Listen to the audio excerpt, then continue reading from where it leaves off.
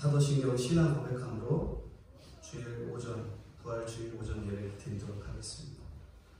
전능하사 천지를 만드신 하나님 아버지를 내가 믿사오며 그 외아들 우리 주 예수 그리스도를 믿사오니 이는 성령으로 잉태하사 공정녀 마리아에게 나시고 본디오 빌라도에게 고난을 받으사 십자가에 못 박혀 죽으시고 장사한 지 사흘 만에 죽은 자 가운데서 다시 살아나시며 하늘에 오르사 전능하신 하나님 우편에 앉아 계시다가 저희로서 산자와 존자를 심판하러 오시리라.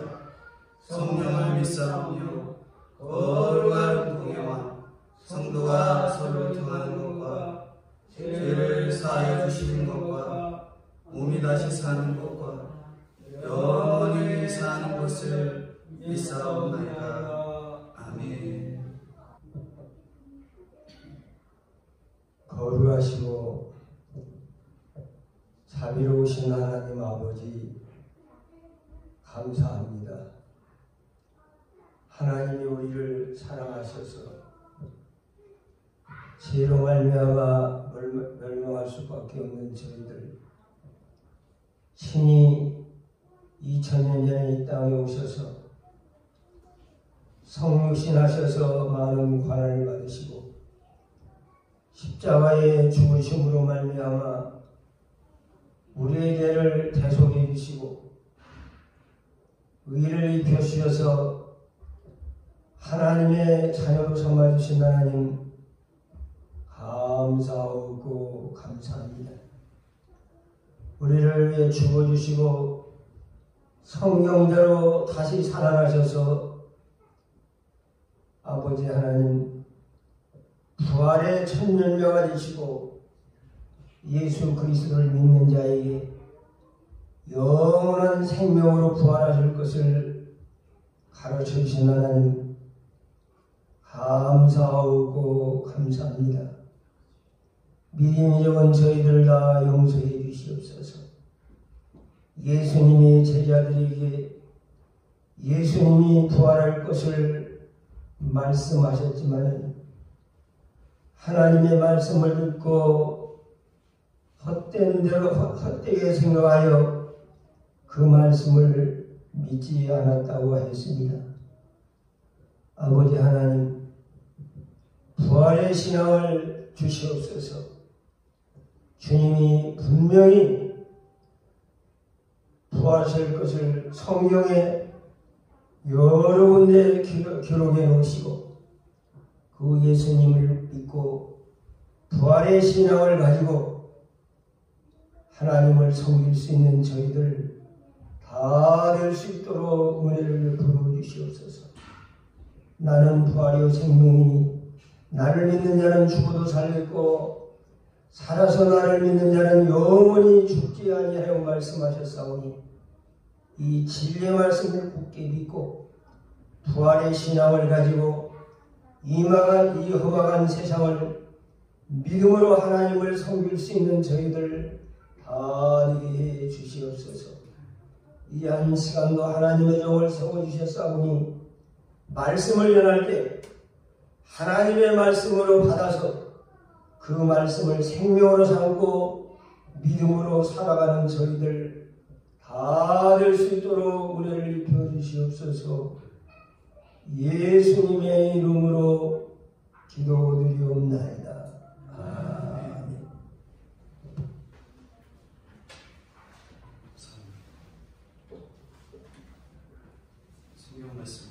성경 말씀은 누가복음 24장입니다. 누가복음 24장 1절부터 35절까지 말씀입니다. 누가복음 24장 1절부터 35절까지 24장 1절부터 35절까지 한 절씩 교독을 보겠습니다. 24장 1절부터 35절까지 한 절씩 교독을 보겠습니다. 안식 후 첫날 새벽에 이 여자들이 그 준비한 향품을 가지고 무덤에 가서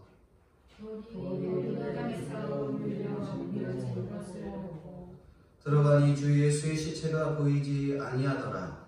이로 하여 근심할 때에 무도전한 옷을 입은 두 사람이 곁에 섰는지라. 여자들이 두려워 얼굴을 땅에 대니 두 사람이 이르되 어찌하여 살아있는 자를 죽은 자 가운데서 찾느냐. 여기 계시지 않고 살아나셨느니라. 갈릴리에 계실 때에 너희에게 말씀하셨는지 기억하라. 이르시기를 인자가 죄인의 손에 넘겨져 십자가에 못 박히고 제3일에 다시 살아나야 하리라 하느니라 한데 그들이 예수의 말씀을 기억하고 무덤에서 돌아가 이 모든 것을 11사도와 다른 모든 이에게 알리니 이 여자들 막달라 마리아와 요한나와 야고보 친 마리아와 또 그들과 함께 있는 다른 여자들도 이것을 사도들에게 알리니라. 사도들은 그들의 말이 허탄한 듯이 들려 믿지 아니하나 베드로는 요한나 문을 달려가서 부부려 들여다보니 세 번 동안 보이는지라. 그들은 눈을 깨우며 집으로 돌아가니라. 그날에 그들 중 둘이 예루살렘에서 25리 되는 엠마오라는 마을로 가면서 이 모든 일을 서로 이야기하더라. 그들이 서로 이야기하며 의논할 때 예수께서 가까이 이르러 그들과 동행하시나 그들의 눈이 가리워져서 그인을 알아보지 못하고 예수께서 이르시되 너희가 길 가면서 서로 주고받고 하는 이야기가 무엇이냐 하시니 두 사람이 슬픈 빛을 띠고 머물러 서니라. 그 한 사람은 그로 하는 자가 대답하여 이르되 당신이 예루살렘에 체류하면서 너는 거기서 된 일을 혼자만 알지 못하느라.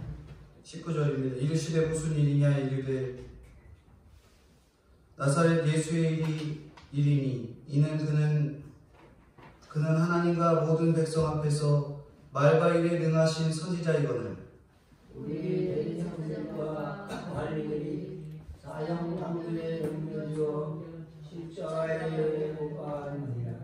우리는 이 사람이 이스라엘을 승량할 자라고 바라든가 이뿐 아니라 이 일이 일어난 지가 사흘째요. 또한 우리 중에 어떤 여자들이 우리로 놀라게 하였으니 이는 우리의 새벽에 병에 갔다가 그의 시체는 보지 못하고 와서 그가 살아나셨다 하는 천사들의 나타남을 보았다 함이라. 또 우리와 함께 앉아 중에 두 사람이 그에게 과연 여자들이 말한 것 같은 무엇이나 예수를 보지 못하였느니라. 이르시되 미련하고 선지자들이 말한 모든 것을 마음에 더디 믿는 자들이여 그리스도께서 이런 권한을 받고 자기 영광에 들어가야 할 것이 아니라 하시고 이에 모세와 모든 선지자의 글로 시작하여 모든 성경에 쓴 바 자기에 관한 것을 자세히 설명하시니라. 그들이 가는 마을이 가까이 가되 예수를 더 하령같이 자세히 하시니 그들이 강권하여 이르되 우리와 함께 유하사이다. 때가 저물어 가고 날이 이미 기울었나이다 하니 이에 그들과 함께 유하로 들어가시니라. 그들과 함께 음식을 잡수실 때에 떡을 얹으라 축사하시고 떼어 그들에게 주시니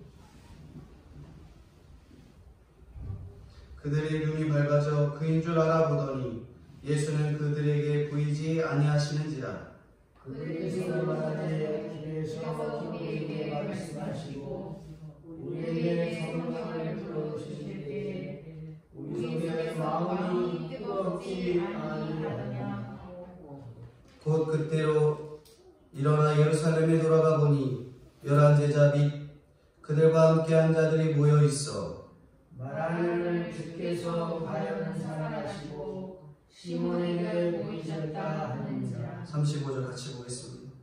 두 사람도 길에서 된 일과 예수께서 떡을 떼심으로 자기들에게 알려주신 것을 말하더라. 아멘. 누가복음 24장 1절부터 35절. 부활의 뜨거움을 가져라 하는 말씀으로 오늘 본문을 전해드리고자 합니다.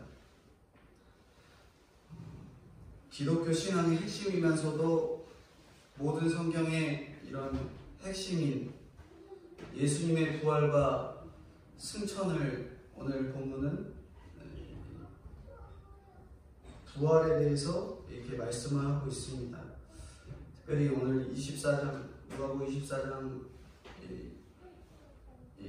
누가복음의 종결 부분으로서 이렇게 부활, 그리고 그 부활을 목격한 사람들, 그리고 그들의 반응, 그것들을 좀 언급이 되고 있는데, 먼저 1절부터 12절에는 천사가 예수님의 부활을 여인들에게 전달하고 그 여인들이 사도들과 다른 사람들에게 그 부활을 증거한 말씀, 베드로가 예수님 부활했다는 말씀에 뛰어가 예수님의 그 무덤을 확인하고 근심하고 돌아가는 그런 내용.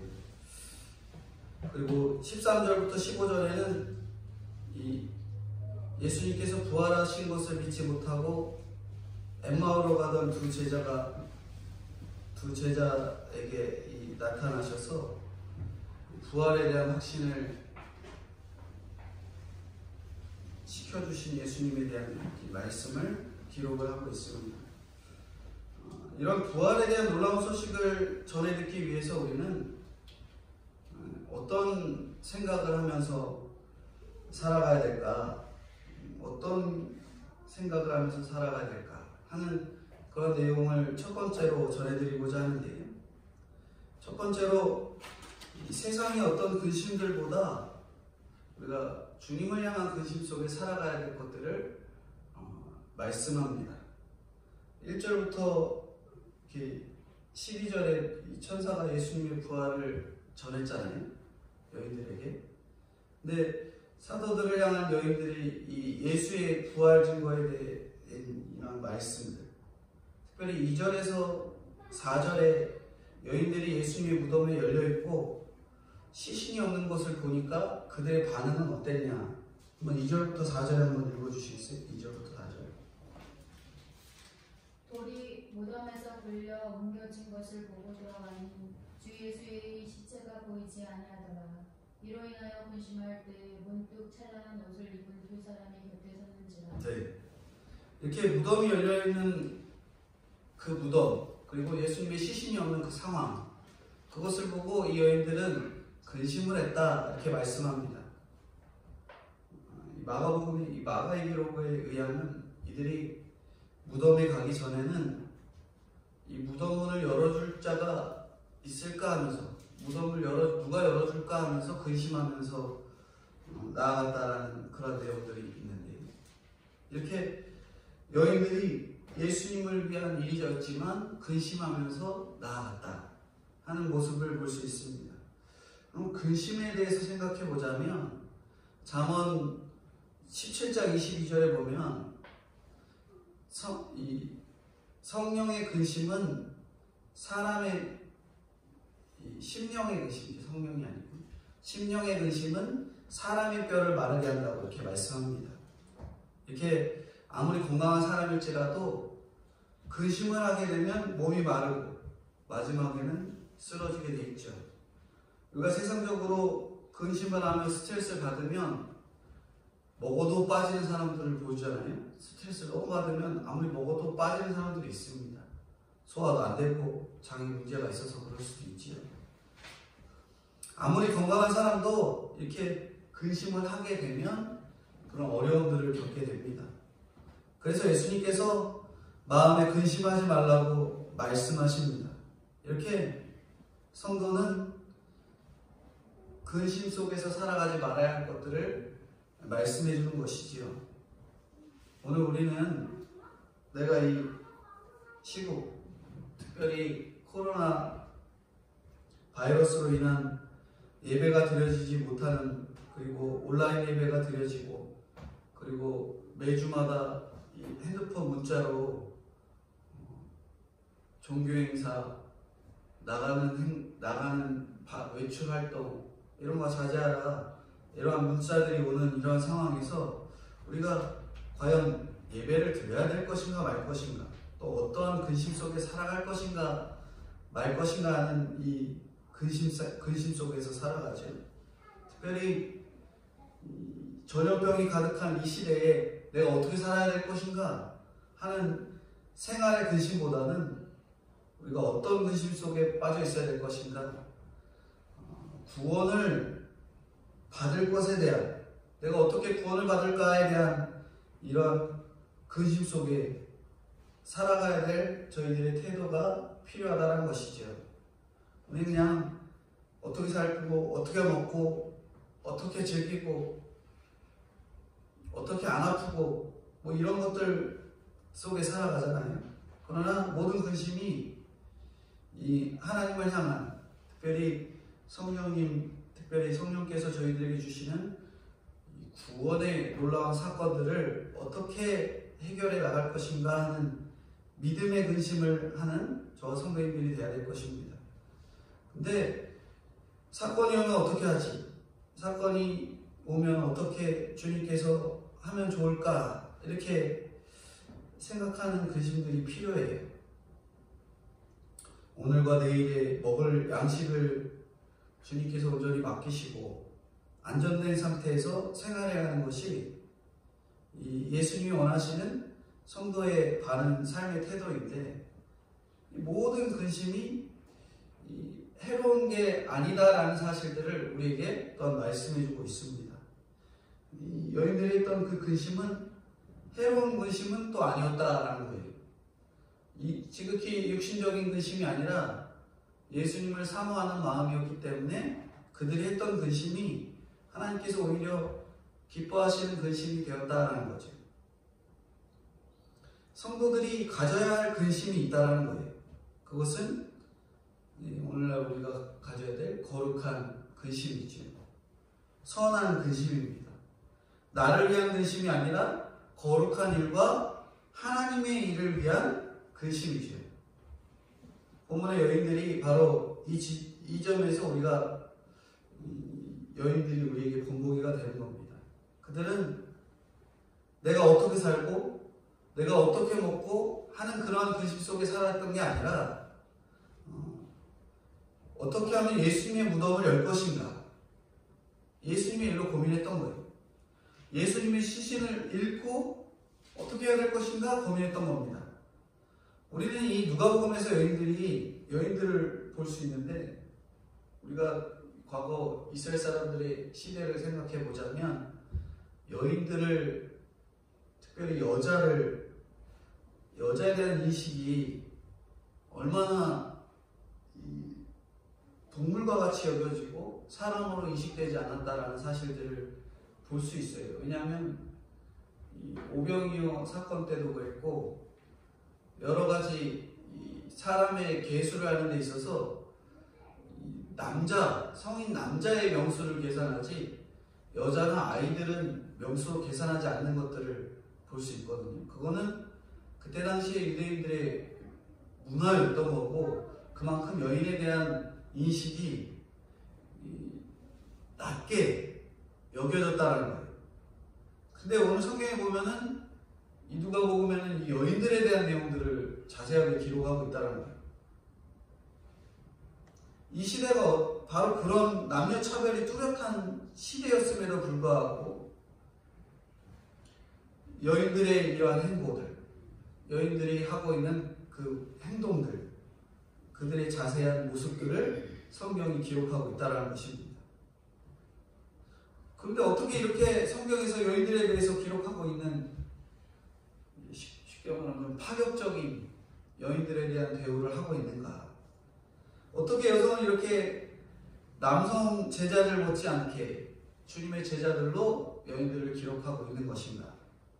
특별히 예수님의 이 부활하신 그 장소에 제일 먼저 여인들이 오게 된 것인가 하는 것을 생각해 보자면 바로 여인들이 예수님을 향한 근심이 있었기 때문에, 그 예수님을 향한 사모함이 있었기 때문에 바로 이 여인들이 당시에 무시되는 신분이었음에도 불구하고 성경에 기록되고 있고 그렇게 제일 먼저 목격하고 있다라는 것이죠.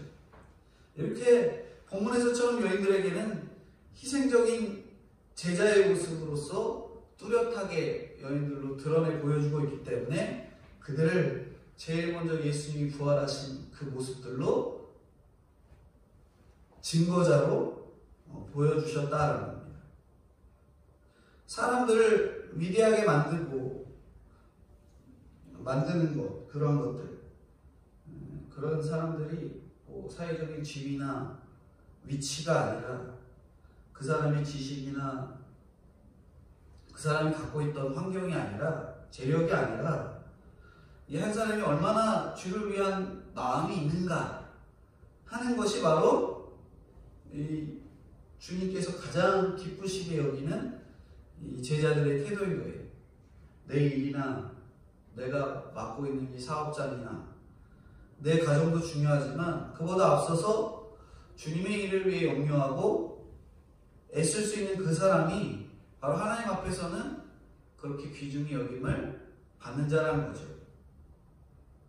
오늘날 교회가 어떻게 이렇게 계속 전승되었고 유지되었고 발전되어 오고 있는가? 오늘뿐만 아니라 교회의 이런 계속되는 역사 속에서 계속 발전되어 오는 이유는 오늘 본문에 나오는 이런 여인들처럼 주님의 일을 위해 근심하고 고민하고 한 발 더 뛰고 생각하고 기도하면서 근심하는 자들이 있었기 때문에 이렇게 교회가 지금까지 올 수 있었던 거예요. 바로 그런 자들을 하나님께서 불러서 쓰시고 근심하고 생각하고 고민하는 자들을 하나님의 복음의 일꾼으로 들어 쓰셨던 겁니다. 이렇게 근심하는 자들에 의해서 그랬다는 거예요.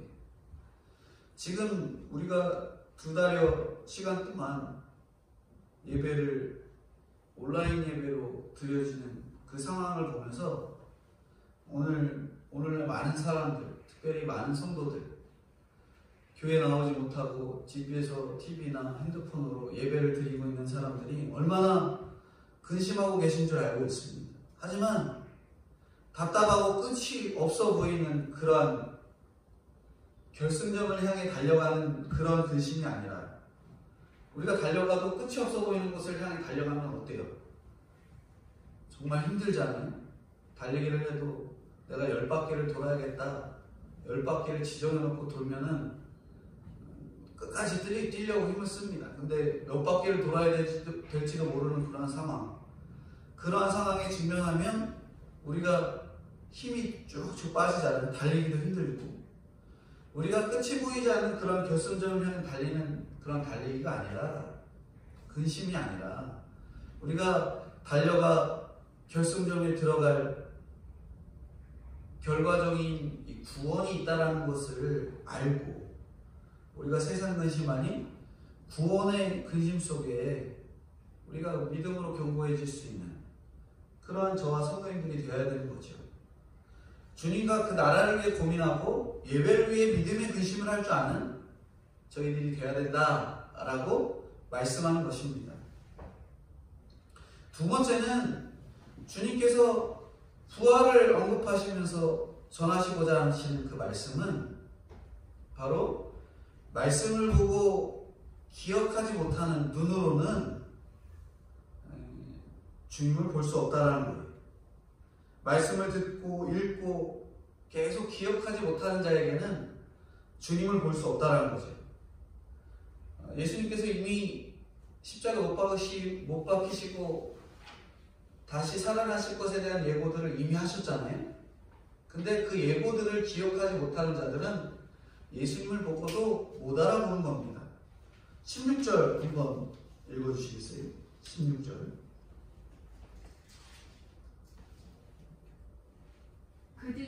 그들의 눈이 가려져서 그인 줄 알아보지 못하거늘. 네.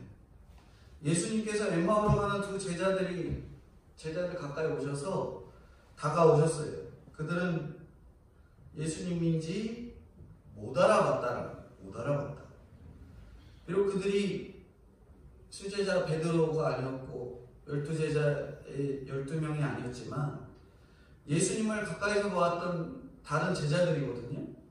그런데도 예수님을 알아보지 못한 거예요. 예수님을.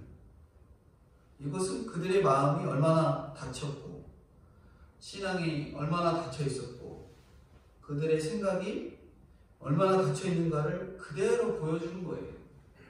제자들이 예수님을 알아보지 못하는 데는 부활하신 예수께서 부활 이전과 달리 물론 외모적인 모습 예수님이 십자가에 고난당하시고 순환당하신 모습을 봤다면 너무 그냥 평안하시고 얼굴이 하얗고 밝은 옷을 입으셨다면 물론 못 알아봤을 수도 있죠.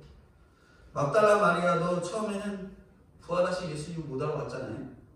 그러나 그들에게 영적인 영안이 잘 열려 있었다면 주님을 알아봤을 수도 있을 것입니다.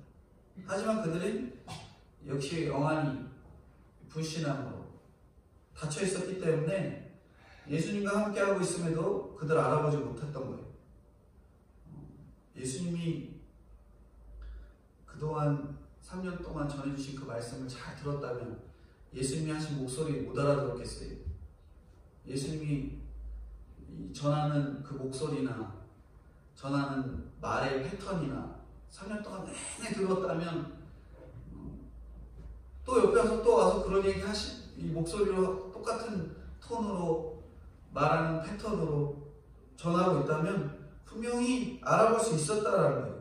근데도 불구하고 그들은 예수님을 알아보지 못했다라는 거예요.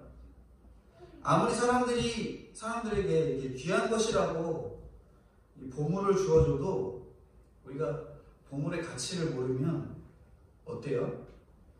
갖다 버릴 뿐이에요. 구별하지 못하고 알아보지도 못하고 쓰레기인 줄만 알게 됩니다. 아무리 훌륭한 복음의 일꾼이라 할지라도 일단 영안이 닫히고 나면은 진리가 보이지 않는 거예요. 영안이 닫힌다는 것은 이미 예수님은 죽었다라는 그것에서 이미 딱 닫혀있는 사람. 예수님은 십자가에 못 박혀 죽었기 때문에 죽은 자다라고만 인식하는 그런 딱 닫힌 영안을 가진 자들은 예수님이 눈앞에 나타나도 못 알아보게 되는 거예요. 우리는 이러한 사례를 성경을 통해서 계속 알아볼 수 있습니다. 우리가 바울 같은 경우는 회심하기 전에 영안이 어두웠기 때문에 어떤 일들을 했어요? 믿는 자들을 죽이는 일에 앞장섰었잖아요. 그리고 나서 다메섹 도상에서 예수님이 나타나 그의 눈을 가리게 하시고 그의 눈이 예수님을 믿게 되니 영의 눈이 벗겨지면서 예수님을 보게 되고 그가 완전히 180도 다른 사람으로 복음을 전하는 일꾼으로 나아가게 되잖아요. 이렇게 영안이 닫혀있는 자들은 결국 예수님을 비난하고 조롱하고 죽이는 일에 앞장서는 일에 적극적이었던 바울과 같은 자들이 되는 것입니다. 소돔과 고모라의 일들 저희도 수요 예배로 소돔과 고모라를 언급드린 적이 있는데 소돔과 고모라 사람들은 영안이 어두워지면서 출입문조차 알아보지 못하는 육신의 눈을 가리시면서 그들이 출입문조차 알지 못하는 그러한 상황들을 보게 되잖아요. 안타까운 거죠. 그러나 가장 안타까운 것은 유대인들이었어요. 유대인들. 어떤 사람들이요? 유대인들. 이미 그들은 자기들이 그렇게 애타게 기다리던 메시아가 친히 오셔서 말씀을 통해 친히 가르쳐 주셨잖아요. 근데 그 예수님을 알아보지 못하는 거예요. 예수님이 살아계실 때도 못 알아본 겁니다. 자기들은 소경이 아니라고 주장하지만 그들의 눈은 예수님을 메시아로 모시지 못하는 영안이 어두운 자였던 거예요. 이렇게 사람의 눈이 한번 닫히고 나면 어두워지고 나면은 정말 보아야 할 것, 누구나 볼 수 있는 것조차 볼 수 없는 거예요. 그래서 성도는 마음의 눈이 열리고 믿음의 눈이 열리는 것이 아주 중요합니다. 지금 우리는 보이지 않는 이 코로나 바이러스 때문에 완전 영이 닫혀서 예배에 대한 사모함, 하나님을 향한 사모함이 닫혀있는 성도들도 있을 거라고 생각해요. 그런 상황에서 이 세상의 바이러스가 아니라 예수님이 보여서 내 눈이 하나님을 향한 눈으로, 예수님을 보는 눈으로 진짜 눈이 띄어지는 저희들이 되어야 될 것입니다. 근데 구약 성경에 보면은 우리가 아브라함 같은 경우는 예수님이 오시기 전 약 2000년 전 사람인데, 아브라함이 예수님을 보았다라는 이 말씀이 있어요. 뭐냐면 요한복음 8장 56절입니다. 보시겠어요? 요한복음 8장 56절.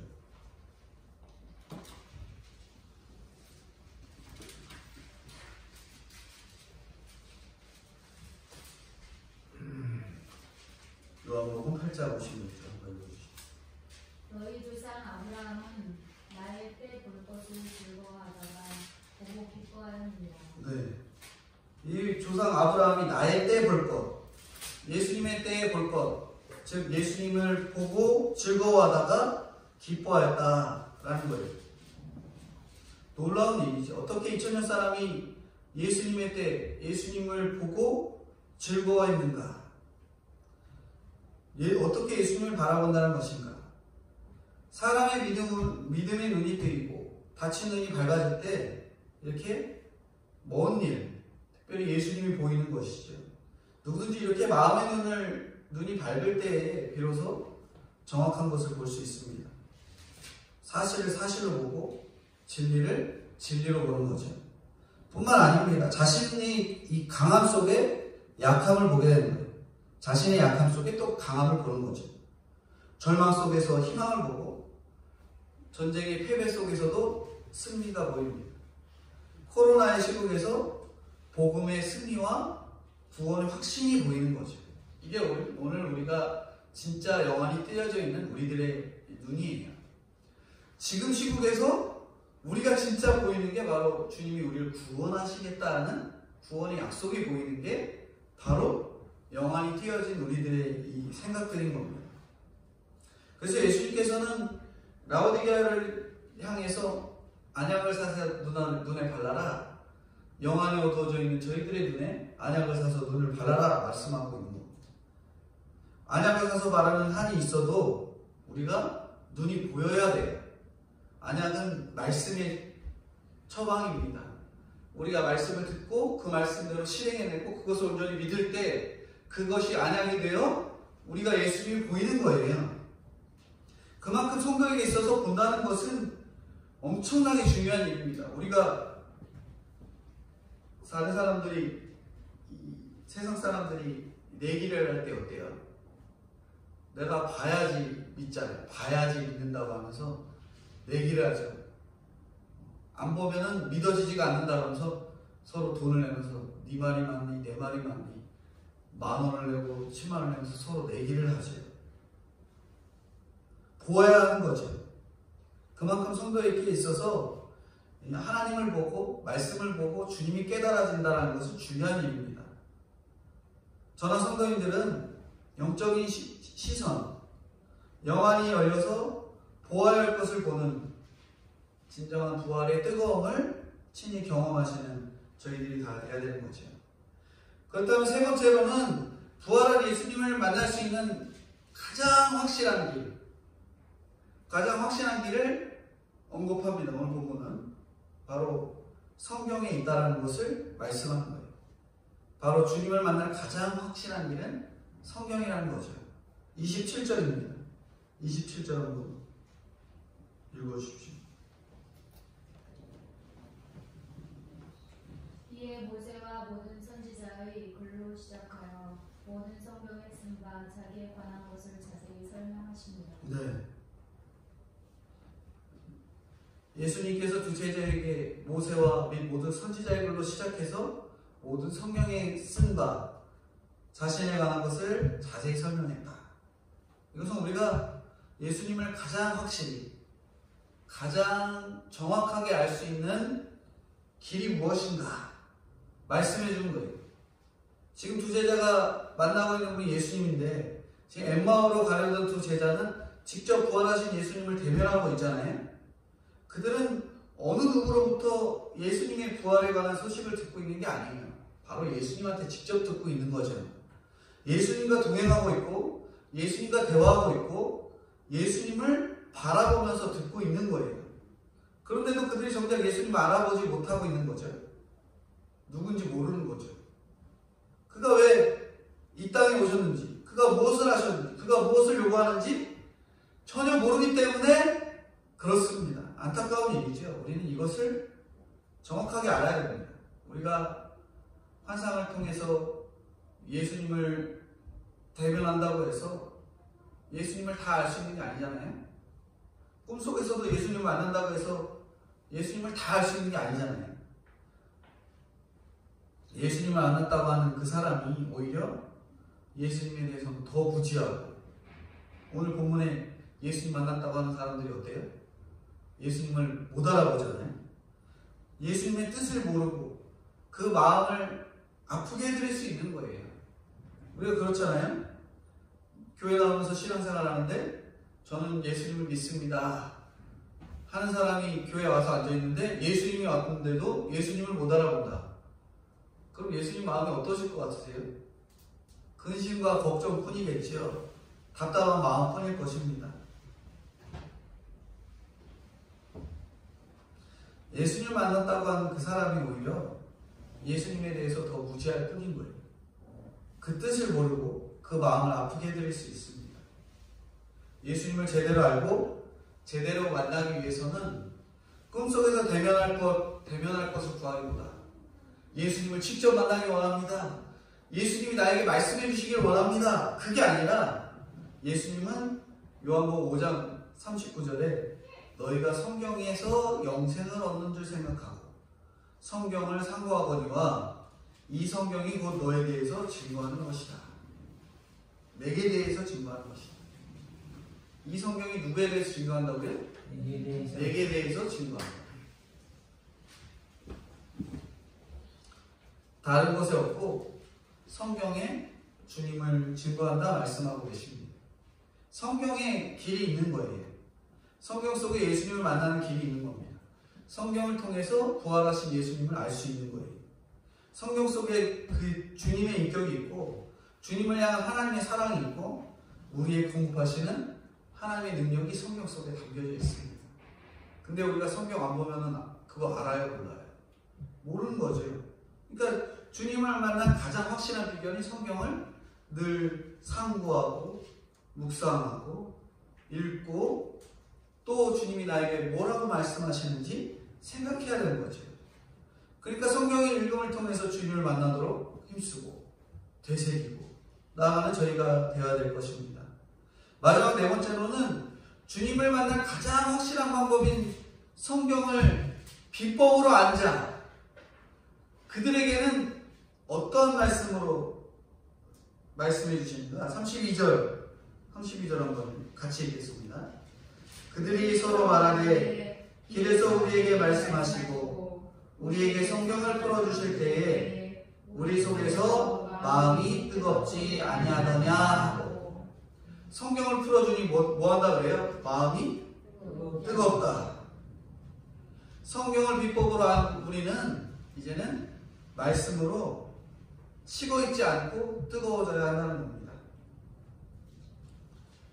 32절이 이 예수님이 만난 두 제자들의 반응이에요. 성경을 막 풀어서 성경 해석해 주니까 마음이 뜨겁지 아니하냐 하면서 이야기하고 있는 것입니다. 사람은 누구나 뜨거운 마음을 안고 살아가게 돼요. 우리 어떤 뜨거운 마음으로 살아가십니까? 열이 나셔서 근심 걱정하시지 마시고 어떤 뜨거움을 갖고 계십니까? 돈을 벌어서라도 내가 어떻게든 살아봐야겠다. 돈에 미쳐서 혹은 세상적인 도박에 미쳐서 음욕의 노예가 되어서 말씀 아닌 것에 우리가 생각해보면 어느 것에 미쳐 살아갔는지, 어떤 것에 뜨겁게 살아갔는지 깊이 생각해 보셔야 돼요. 성경 아니고 예수님 아니고 하나님 아닌 어떤 것에 우리가 뜨겁게 살아갔나.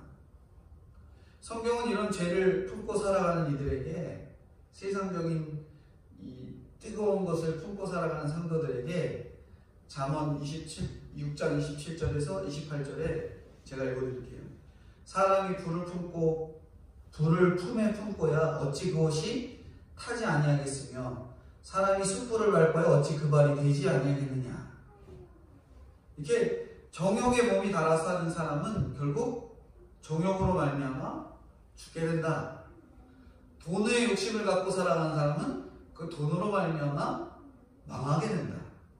그런 경고의 말씀을 하는 거예요. 이렇게 사람이 저마다 어떤 것을 불로 뜨겁게 품고 사느냐에 따라서 우리 인생이 완전히 달라지는 거예요.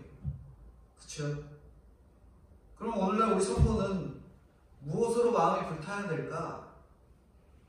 세 번째, 네 번째 언급드린 제목의 말씀처럼 말씀으로 불타야 돼요. 말씀. 정말 교회에 나오지 못하는 안타까움 속에서도 수많은 사람들이 온라인 예배를 드릴 수 있는 기회가 있잖아요. 저는 이 기회가 굉장히 좋았다고 봐요. 물론 내 교회에 나가서 우리 목사님의 말씀을 듣지 못하는 어려움은 있지만 온라인 예배를 통해서 수많은 교회 목사님들이 은혜를 받고 준비하신 말씀을 들을 수 있는 기회. 저는 이제 주일날 한 번의 말씀을 전하지만 기회가 되면은 요즘 핸드폰 유튜브를 틀면은 어떤 교회 어떤 목사님의 설교를 얼마든지 들을 수 있는 그런 기회가 되었잖아요. 얼마나 좋아요. 말씀을 듣는 불탈 수 있는 기회. 말씀을 듣고 내가 성령의 은혜를 받아서 신앙의 이 불을 붙일 수 있는 기회. 이게 기회가 됐는데 어때요? 이 기회를 우리는 다른 기회로 삼죠. 어떤 기회를 삼아요? 주일날 좀 쉬고 주일날 가족들과의 시간 좀 보내고 여유 부리는 기회의 시간으로 여기는 그런 엉뚱한 불을 지필 때가 있다는 것을 우리가 더 두렵고 떨림으로 알아서 내가 어떤 불을 가지고 있었는가 다시 한 번 더 깊이 생각해 볼 기회가 될 수 있었다는 겁니다. 말씀으로 불타올랐을 때 다시 오던 길을 돌이켜서 예루살렘으로 돌아가는 거예요. 말씀으로 불탈 때 성도는 비로소 성도의 모습을 되찾을 수 있습니다. 말씀으로 불탈 때 성도의 회복의 모습을 갖출 수 있어요. 예레미야를 보면은 하나님께 부름받았을 때 나는 아이다 하면서 뒤로 뺐던 인물이잖아요. 근데 그가 성령으로 사로잡히고 말씀으로 사로잡히니까 예레미야 20장 9절의 말씀처럼 내가 다시는 여호와를 선포하지 아니하며 그 이름으로 말하지 아니하리라 하면 나의 중심이 불붙는 것 같아서 골수에 사무치니 답답해서 견딜 수 없다. 말씀으로 불타고 성령으로 불타니 답답해서 말씀 전하지 않으니까 답답하다. 답답해서 견딜 수 없다라는 거예요. 예레미야뿐만 아니죠. 오늘 본문에 이 예수님의 시대에 살고 있는 예수님의 제자들도 마찬가지입니다. 복음의 소식, 기쁜 소식인 예수님의 부활의 소식을 듣고 가만히 있는 게 아니라 목숨이 위협될 위험한 상황 가운데서도 예수님을 전하는 불붙는 마음으로 담대하게 복음을 전했던 그들의 모습을 볼 수 있습니다. 사도행전 4장 20절에 보면 우리는 보고 들은 것을 말하지 않을 수 없다. 이렇게 말씀합니다.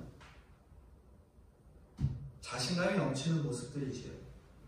오늘날 저나 성도님들이 성도되게 하는 말씀이 바로 그 말씀이에요.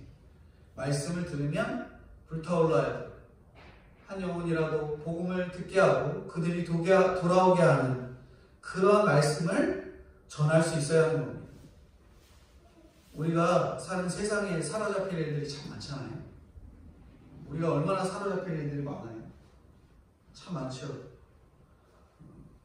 사단, 사입이나 이단, 그리고 바이러스나 세상적인 질병에 대한 두려움에 우리가 참 사로잡힐 일이 많죠. 거꾸로 즐거운 일에 사로잡히는 일이 참 많이 있습니다. 얼마나 즐길 일들이 많아요. 내 집이 있고 내가 즐길 일이 있고 차도 있고 자녀도 있고 다 있는데 다 있으니까 뭐예요? 또 새로운 것을 즐기고자 또 새로운 것을 찾고 물질로 누릴 것을 누리고 우리가 하는 것들이 너무나도 많이 있습니다. 근데 결국 말씀으로 사로잡히기보다는 하나님이 주신 것이 너무 많음에도 불구하고 그 많은 것으로 하나님께 감사하기보다는 세상적인 즐거움에 빠져서 사로잡히는 경우가 많이 있다는 거예요. 그러나 그러한 것에 사로잡히기보다는 오늘 우리가 사로잡혀야 될 것, 부활하신 예수님을 통해서 말씀에 사로잡혀서 말씀의 성도가 돼서 진짜 하나님께서 기뻐하시는 부활의 자녀로서의 삶, 부활의 자녀로서 불일 듯하는 성도의 삶을 살아가시는 저와 성도인들이 되어야 될 것들을 오늘 말씀해 주고 계십니다. 기도하겠습니다. 거룩하신 주님, 은혜와 사랑을 진심으로 감사합니다. 오늘 부활을 기념하는 부활 주일을 보내고 있습니다. 주님, 참으로 안타까운 것은 이 부활 주일을 사랑하는 성도님들이 함께하지 못하는 어려운 가운데 있음을 하나님 불쌍히 여겨주시고 이렇게 함께 모여 예배드리는 즐거움을 하나님께서 빨리 회복시켜 주셔서 부활의 즐거움뿐 아니라 구원의 즐거움마저도 같이 함께 예배를 통해 즐거워할 수 있는 귀한 시대가 오도록 세상의 전염병과 세상의 어려움 속에서도 함께 예배를 즐거움으로 드릴 수 있는 그런 환경을 주님께서 허락하여 주시고 인도해 주옵소서. 성도에게 이 주님을 위한 근심이 있어야 된다 말씀해 주십니다.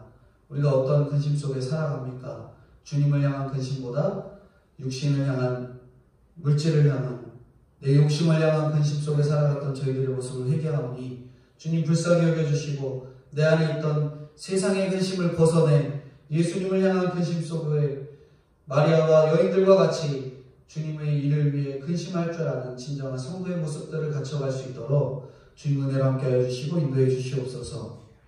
우리가 어두운 영적인 시선을 가지고는 주님을 알아볼 수 없다 합니다. 주님, 우리가 말씀을 본다 하고 성경을 읽는다 하면서도 아직 예수님을 보지 못하고 구원을 깨닫지 못하니 예수님이 눈앞에 와도 알아보지 못하는 저희들의 모습입니다. 이 시국, 코로나의 시국 가운데서도 저희들이 예배를 드리지 못하고 하나님을 향하지 못하는 이 상황이 곧 영적인 눈을 떠서 주님을 바라보고 주님께 예배하라는 귀한 시간인 줄 알고 영적인 눈이 떠져 주님이 바라보이고 예수님이 깨달아지는 저와 성도님들이 될 수 있도록 은혜로 함께하여 주시고 인도해 주시옵소서. 예수님을 만날 수 있는, 부활한 예수님을 만날 수 있는 가장 확실한 방법은 성경에 있다 하고 계십니다. 오늘도 우리들이 성경 말씀을 듣고 기회의 시간을 허락해 주신 줄 알고 저희들이 눈을 떠서 말씀을 보고 말씀을 통해 주시는 것들을 깨달을 수 있는 진정한 저와 성도님들이 되기를 간절히 바라오니 주님 은혜로 함께하여 주시고 붙들어 주시옵소서. 이 말씀이 깨달아지니 불일 듯하는 저희들의 마음이 일어날 수 있도록 도와주시고 이 불일 듯하는 마음으로 세상에 한 영혼이라도 복음을 전하며 한 영혼이라도 깨어 주님께 돌아올 수 있는 기회의 복음을 전할 수 있는 진정한 성도로서의 모습을 갖춰 나갈 수 있도록 주님 은혜로 함께하여 주시고 인도해 주시옵소서. 하나님, 특별히 기도하는 것은 차별금지법과 낙태법이 제정되지 않도록 주님 은혜로 함께하여 주시옵소서. 차별금지법이 제정됨으로 하나님이 기뻐하시지 않고 하나님의 창조의 원리들이 깨어지고 오늘날 복음이 전달되는 교회 안에서 동성애가 잘못됐다 말하지 못하는 어려운 시국까지 치닫을 그 상황들을 주님 불쌍히 여겨주시고 차별금지법이 제정되지 않도록 주님 은혜로 함께하여 주시고 인도해 주시옵소서. 낙태법, 특별히 한 영혼을 불쌍히 여겨 한 영혼의 사람을 불쌍히 여겨주셔서 낙태법이 제정되지 않도록 주님 불쌍히 여겨주시고 저희 나라가 하나님의 창조의 원리에 어긋나지 않도록 특별히 붙들어 주시고 인도해 주시옵소서. 4월 15일 날 있을 총선을 통해 하나님께서 세우실 일꾼들을 뽑히게 하시고 그들을 통해 주님의 나라가 세워지게 하여 주시옵소서. 복음을 가리는 일꾼들이 세워지지 않도록 주님이 친히 도와주시고 인도해 주시길 간절히 소망하옵고, 특별히 저희 도시교회 성도님들에게 은혜를 더하사 믿음을 불어넣어 주시고 성령이 부릴 듯 하는 그 성령의 불을 붙여주셔서 예배를 사모하는 마음, 비록 예배에 나오지 못할지라도 말씀을 듣고 삶이 변화되는 성도님들이 되기를 간절히 소원하니 주님 붙들어 주시고 은혜로 함께 하시길 간절히 기도드리옵고, 거룩하시고 은혜가 풍성하신 예수님의 이름으로 기도드리옵나이다. 아멘. 지금은 우리 주 예수 그리스도의 은혜와 아버지 하나님의 무한하신 사랑하심과 성령님의 교통 감화 인도하심이 나를 위해 십자가에 죽어주시고 친히 3일 만에 부활하셔서 말씀을 통해 우리들에게 친히 보여주신 예수님을 기억하며 믿음으로 걸어가는 저와 동신교회 성도님들의 머리 위에 영원토록 함께 계실지어다. 아멘.